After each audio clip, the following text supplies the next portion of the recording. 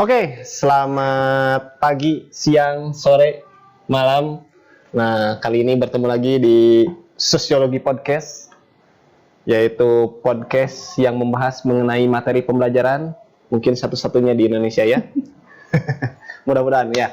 Ketemu lagi dengan saya, Muhammad Irfan Triawan, lalu Saya Kalonika Pelapana Nur Hendi. jadi kali ini kita akan membahas mengenai bab 3 di kelas 11, yaitu mengenai Struktur sosial. struktur sosial ya. Jadi untuk anak-anak kelas 11 kita simak ya pembahasan mengenai struktur sosial. Jadi apa sih Bu struktur sosial itu Bu? Kalau struktur sosial itu adalah sebuah hubungan sosial ya.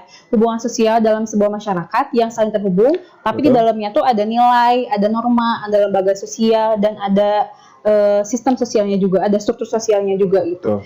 Nah, jadi kayak misalnya dalam masyarakat itu adalah lapisan-lapisan sosial. Nah, semuanya itu saling terhubung. Jadi menciptakan sebuah struktur sosial. Jadi banyak sekali ya, ada dari nilainya, normanya tadi ya. Betul, gitu. Jadi seperti itu ya struktur sosial. Nah, kalau misalnya kata William Kornblum, itu struktur sosial itu tercipta karena adanya pola hubungan yang terus-terusan dilakukan sehingga menciptakan sebuah habitus. Oh, itu ada habitus ya. Oke, jadi sebuah kebiasaan ya. Yap, Si struktur gitu. sosial itu yang lama-kelamaan masyarakatnya menjadi terbiasa aja jadi habitus tadi ya. Ya. Oke. Nah, kalau misalnya anak-anak tuh kalian tuh masih pada bingung nih ya Pak tentang struktur sosial itu, kita bisa kasih contoh dalam sebuah masyarakat. Apa tuh gimana? Kayak misalnya perbandingan antara masyarakat kota sama desa. Itu kan beda ya, beda Betul, jelas. betul. Kayak misalnya kalian bisa tahu nih kalau di masyarakat kota itu si mata pencariannya itu udah terspesialisasi, udah heterogen. Namanya heterogen tuh pasti banyak Bermacam-macam macam-macamnya ya. gitu. Betul. Kalau masyarakat desa kebalikannya Pak Irfan. Betul. Jadi homogen, jadi cuma satu macam Ya, kayak gitu. jadi kayak petani mungkin Betul. ya, si homogen petani mungkin pedagang mungkin ya di pedesaan. Ya, Kalau pedagang. di perkotaan itu kayak gimana sih contoh-contohnya? Kalau di perkotaan itu, kalau misalnya untuk dalam sektor usaha aja tuh udah banyak banget macamnya. Profesinya Makanan, banyak ya, banyak gitu. banget. Jadi udah terspesialisasi. Oh ini makanannya apa aja, pakaiannya apa aja. Jadi udah tergolongkan satu sama lainnya. Oke, dilanjut lagi. Kalau misalnya di masyarakat desa, ketika misalnya ada suatu atau misalnya orang atau misalnya kelompok yang melakukan pelanggaran, itu mereka biasanya memberikan Ada sanksi ya? ada sanksinya. Itu berupa nilai atau norma yang dilatar belakangi oleh adanya adat istiadat. Betul. Dan biasanya cara penyelesaiannya itu melalui musyawarah. Betul. Kalau di kota beda ya Pak Irfan. Betul. Kalau di kota itu lebih melibatkan kayak misalnya lembaga hukum Ya, betul. gitu. Kayak contohnya nih bisa kalian lihat nih di daerah Aceh ya. Betul, daerah Aceh itu ada daerah yang kan apa namanya? Aceh itu menjadi daerah istimewa ya. Betul. Daerah istimewa itu jadi Aceh itu hukumnya itu menggunakan hukum syariat Islam ya. Betul. Jadi gimana sih contoh penerapan hukum di Aceh itu Bu? Jadi kalau misalnya di Aceh nih ya, itu ketika misalnya ada yang melanggar yang berkaitan dengan hal asusila, itu biasanya ada hukum, yaitu hukum cambuk. Oh iya, contohnya yang waktu LGBT waktu itu ya, Nah, pernah ya? betul. Sekitar mungkin 2017 atau 18 ya, itu ada yang kasus LGBT di Aceh itu, sanksinya itu berupa hukum cambuk, berapa pukulan gitu ya, dan dipertontonkan di masyarakat luas gitu. Mungkin sanksinya seperti itu ya, Bu ya? Udah sakit nih dicambuk, terus Udah sakit, diperlihatkan. wah malu pisan gitu ya, sanksi sosialnya dapat gitu ya, Betul. sanksi Fisiknya juga fisiknya dapat juga ya. dapat gitu ya. Gitu. Udah sakit, malu lagi ya. Benar.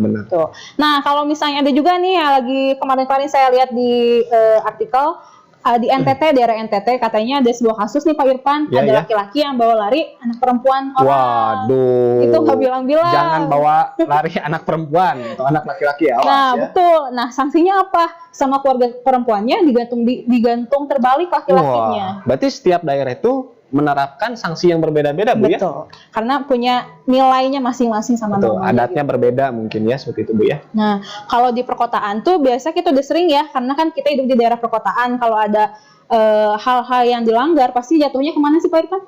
Kalau di kota itu pasti ke lembaga hukum ya, Betul. seperti kepolisian, Nah, ya masuk penjara mungkin ya. Kalau di daerah mungkin ya itu tadi sanksi-sanksi berupa diikat gitu ya. Lanjut Bu, silakan. Nah, kalau misalnya secara sistem sosial, kalau dilihat dari pendekatan fungsionalisme struktural, itu katanya masyarakat itu ada sebuah sistem. Nah, masyarakat itu sebuah sistem. Di dalam masyarakat itu ada lembaga-lembaga, ada struktur sosialnya. Nah, semuanya itu saling berkaitan sehingga menciptakan sebuah kehidupan yang teratur dan seimbang. Betul, gitu. karena kalau misalkan hidup itu tidak memiliki struktur, jadi tidak ada aturan, Bu ya. Iya, nggak Jadi seimbang ya. nggak seimbang, jadi semeraut. Orang-orang akan melaksanakan kegiatan semaunya mereka. Betul. Tidak mengikuti struktur-struktur yang ada di wilayah-wilayah tertentu ya, Bu ya. Jadi penting ya ada aturan itu. Ya penting, harus penting. ya. Kalau misalkan tidak ada aturan, kita hidup semaunya. Oke. Ya, aturan kayak berbaju saja ya, berpakaian gitu ya, Ya. berbajunya. Berpakaian saja ada aturannya gitu ya, menutup badan, gitu ya, menutup seluruh daerah kaki misalkan gitu ya. Itu juga contoh kecil gitu ya. Nah, kalau yang bisa kita lihat di masyarakat itu sebenarnya sistem sosial itu terbangun karena adanya ketidaksetaraan, Pak Irfan. Betul. Jadi karena ada ketidaksetaraan akan menciptakan sebuah ketidakadilan dan pasti akan menciptakan sebuah konflik. Betul. Nah, jadi si konflik ini yang memaksa masyarakat untuk menciptakan sebuah struktur sosial. Jadi awal mulanya justru takut adanya terciptanya konflik ya, Betul. atau terciptanya permasalahan. Jadi akhirnya muncul sebuah struktur ya, Bu ya. Jadi karena adanya masalah, masyarakat jadi maksa, oke deh kita menciptakan sistem sosial supaya hidup kita tuh teratur sama seimbang karena adanya nilai sama norma. Betul. Begitu. Apalagi sih, Bu, selain itu, Bu? Nah, jadi ada hubungan antara struktur sosial sama sistem sosial. Nah, Jadi ada keterkaitan ya, Bu betul, ya? ada keterkaitan antara sistem sosial sama struktur sosial. Jadi kalau misalnya dalam sistem sosial itu ada struktur sosial. Gitu. Jadi kalau misalnya struktur sosial itu cabang atau hal yang membantu adanya sistem sosial. Jadi masih ada keterkaitan ya, struktur, sistem gitu ya. Ya, betul. Jadi kalau misalnya contohnya nih ya, kalau struktur sosial itu contohnya adalah lembaga hukum, Betul. tapi kalau sistem sosial itu dia merujuk pada bagaimana lembaga hukum itu melakukan prosesnya. Betul. Gitu. Jadi kalau misalnya kalau struktur sosialnya itu di pengadilan nih, kita fokusnya ke pengadilan. Betul. Tapi kalau di sistem sosial, gimana pengadilan itu melakukan prosesnya dalam mengadili sebuah kasus. Ya, betul, Bu.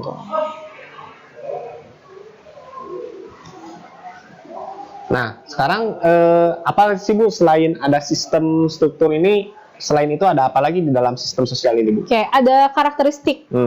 Ciri khas ya? Ya, betul. Ciri khas dari sistem sosial itu seperti apa gitu. Yang pertama itu ada abstrak. Jadi tidak bisa dilihat secara physically. Ya, kalau abstrak ya, Bu ya? Betul. Lalu bagian dari sistemnya itu ada tata kelakuan dan hubungan dalam masyarakat. Jadi dalam sebuah sistem sosial itu adalah hal atau sistem yang mengatur bagaimana kita berperilaku, bagaimana aturan dalam sebuah masyarakat. Betul. Oke, jadi di video part pertama ini kita masih membahas awal mula mengenai struktur sosial seperti apa, ya, sistem sosial, Betul. prosesnya keterkaitannya dengan struktur sosial tadi ya, sistem sosial lalu karakteristik sosial.